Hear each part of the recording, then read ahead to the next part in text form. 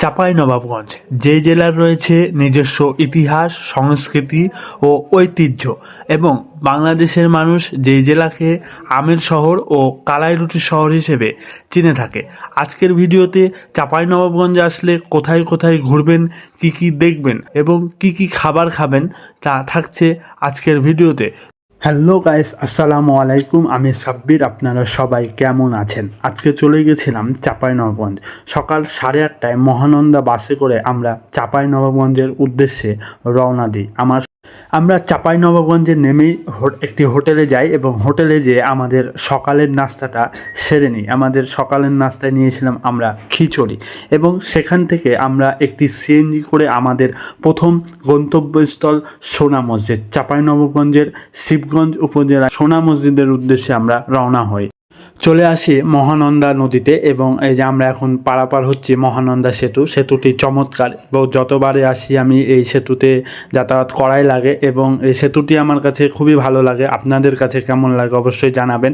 এবং এই সেতুটিতে আজকে আমি অনেকটাই গাড়ি ঘোড়ার চাপ দেখলাম। এর আগে এরকম গাড়ি ঘোড়ার চাপ আমি খুব কম দেখেছি সেতুতে এবং আজকে একটু গাড়ি ঘোড়ার চাপ ছিল সেতুটি চমৎকার লাগে আমাকে দেখতে। প্রথমে চলে আসি আমাদের প্রথম গন্তব্যস্থল সোনা মসজিদটি। সোনা মসজিদটি সুলতানি আমলে প্রতিষ্ঠিত হয়েছিল এবং সোনা মসজিদটি নির্মিত হয় 1493 খ্রিস্টাব্দ থেকে 1519 খ্রিস্টাব্দে। সোনা মসজিদটি প্রতিষ্ঠিত হয়েছিল হোসেন সালাউদ্দিনের শাসন আমলে। তার একজন আমলা মোহাম্মদ এই মসজিদটির কাজ করেন এবং সোনার মতো দেখতে না হলেও মানুষ কেন এটাকে সোনা মসজিদ বলে? মসজিদের গম্বুজ ও মসজিদের চারিপাশে সোনার আস্তরণে মোড়ানো ছিল এবং সূর্যের আলোতে সেগুলো আভা ছড়াতো। বর্তমানে সেই সোনার আস্তরণ আর নেই এবং দেখাও যায় না। চাঁপাইনবাবগঞ্জে মানুষ বেড়াতে আসলে এই সোনা মসজিদে ঘুরে আসে। তো আপনারা চাঁপাইনবাবগঞ্জে আসলে অবশ্যই এই সোনা মসজিদটি ঘুরে দেখতে পারেন এবং এই সোনা মসজিদটির খুবই কারুকার্য এবং সুলতানি আমলের যে ডিজাইন, যে ইটের পাথর, এখনও এটি রয়ে গেছে এবং আমাকে ঘুরে দেখতে খুবই ভালো লাগলো। তো আপনারা আসলেও অবশ্যই এই সোনা মসজিদটি ঘুরে দেখবেন। এরপরে চলে আসি আমরা তোহাখানায়। চাঁপাইনবাবগঞ্জ জেলার শিবগঞ্জ উপজেলায় পিরোজপুর গ্রামে এই তোহাখানা অবস্থিত। এই তোহাখানাটি নির্মাণ করেন সুলতান নাসিরউদ্দিন নসরত শাহ। এটি নির্মাণ করা হয় 1519 খ্রিস্টাব্দ থেকে 1533 খ্রিস্টাব্দের মধ্যে এই তোহাখানাটি নির্মিত হয় এবং এই তোহাখানাটি সুলতানিদের গ্রীষ্মকালীন রেস্টের জায়গা হিসেবে বিবেচিত।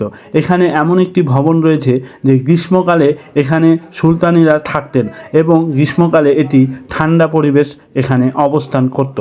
তাই এই ভবনটি নির্মাণ করা হয় এবং এখানে বিভিন্ন মাজার ও মসজিদ রয়েছে। ধর্মীয় শিক্ষার্থীদের জন্য এখানে একটি মসজিদ ও মাজার নির্মাণ করা হয় এবং পরিবেশটা খুবই চমৎকার রয়েছে। একপাশে মসজিদ, একপাশে মাজার, খুবই সুন্দর মসজিদটার নকশা এবং ডিজাইন দেখে চমৎকার লাগলো।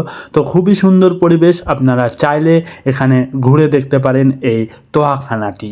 এরপরে আমরা চলে যাই দারুসবাড়িটি 1449 খ্রিস্টাব্দে সুলতান শামসুদ্দিন ইউসুফ শাহ এটি নির্মাণ করেন। এটি একটি মাদ্রাসা এবং মসজিদ হিসেবে নির্মিত। গৌড়ের রাজ্যে সারা বাংলাদেশ জুড়ে এটি সবচেয়ে বড় মাদ্রাসা ছিল।